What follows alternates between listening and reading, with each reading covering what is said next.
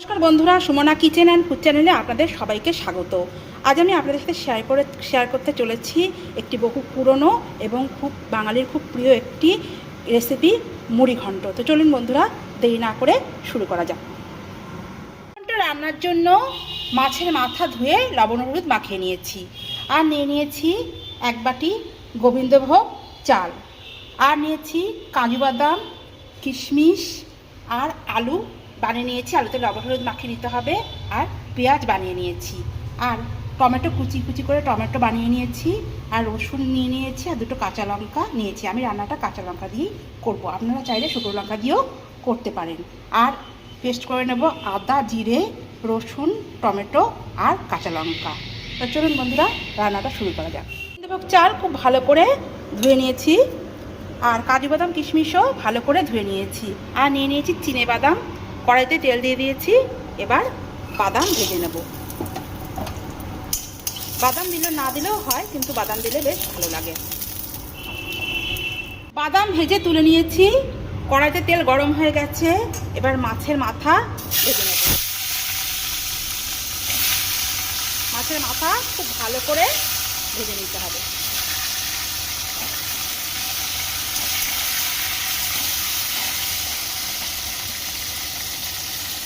মাথা ভেজে নিয়েছি, খুব ভালো করে মাছের মাথা কিন্তু ভেজে নিতে হবে, যেন ভিতরে যেন কাঁচা না থাকে।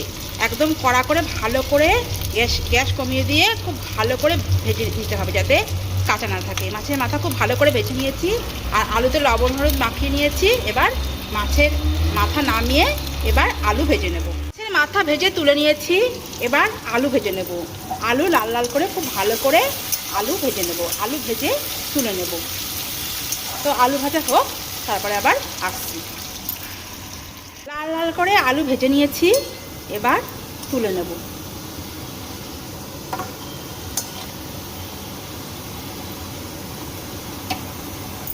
দিয়ে দিয়েছি শুকনো লঙ্কা, তেজপাতা আর সাদা জিরে। এবার দিয়ে দেবো পেঁয়াজ। পেঁয়াজ ভালো করে একদম লাল লাল করে পেঁয়াজ ভেজে নেব। তো পেঁয়াজ ভাজা হোক, তারপরে আবার আসছি হচ্ছে। আর এদিকে সসপ্যানে জল গরম বসিয়ে দিয়েছি, 2 বাটি জল গরম বসিয়ে দিয়েছি। গোবিন্দভোগ চাল নিয়েছিলাম 1 বাটি, তার ডবল জল গরম বসিয়ে নিয়েছি। জলটা একটু ফুটিয়ে নেব। আর মশলা করে নিয়েছি, সমস্ত মশলা পেস্ট করে নিয়েছি। পেঁয়াজটা ভাজা হলেই সমস্ত মশলা দিয়ে লবণ হলুদ দিয়ে একদম কষিয়ে নেব, খুব ভালো করে কষিয়ে নেব। হয়ে গেছে। এবার সমস্ত বেটে রাখা সমস্ত মশলা আর স্বাদ মতন লবণ আর হলুদ দিয়ে খুব ভালো করে কষিয়ে নিতে হবে। খুব ভালো করে বেশ কিছুক্ষণ কষিয়ে নেব।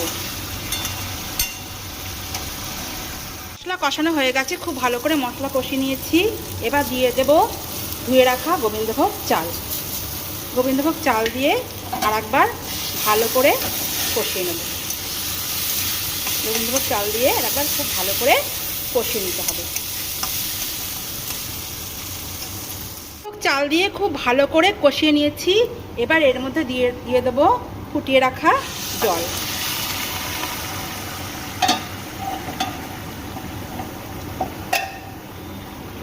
ফুটিয়ে রাখা জল দিয়ে একটু নেড়ে চেড়ে নেব।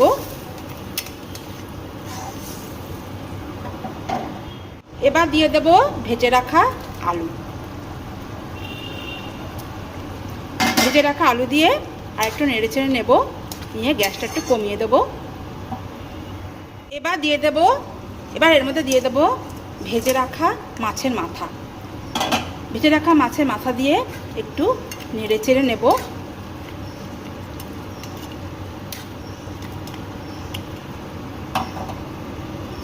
কিছুক্ষণ নেড়ে চেড়ে নিয়ে তারপর ঢাকা দিয়ে দেবো। রেখেছি, এবার ঢাকনাটা খুলে নেব। রান্নাটা প্রায় হয়ে গেছে। এবার দেখে নেব যে চালটা সিদ্ধ হয়েছে কি না। চালটা সিদ্ধ প্রায় হয়ে গেছে। এবার এর মধ্যে দিয়ে দেবো কাজু বাদাম আর দিয়ে দেবো কিশমিশ। কাজু বাদাম কিশমিশ দিয়ে এবার একটু ভালো করে নেড়ে নেব। তারপরে এর মধ্যে দিয়ে দেবো 1 চামচ চিনি। আর এর মধ্যে দিয়ে দেবো 1 চামচ চিনি। 1 চামচ চিনি দিয়ে দেবো। তারপরে দিয়ে দেবো একটু ঘি, আর দিয়ে দেবো গরম মশলা দিয়ে নেড়ে চেড়ে এবার নামিয়ে নেব। আর নামানোর আগে দিয়ে দেব বাদাম ভাজা, দিয়ে ভালো করে নেড়ে চেড়ে এবার নামিয়ে নেব। রান্নাটা প্রায় হয়ে গেছে, এবার নামিয়ে নেব। ঘন্ট একদম রেডি হয়ে গেছে, এবার নামিয়ে নেব। রেসিপিটি কেমন লাগলো প্লিজ কমেন্ট করে জানাবেন। রেসিপিটি যদি ভালো লেগে থাকে তাহলে লাইক, কমেন্ট, শেয়ার করবেন। আর প্লিজ চ্যানেলটিকে সাবস্ক্রাইব করবেন। ভালো থাকবেন, সুস্থ থাকবেন। ধন্যবাদ সবাইকে।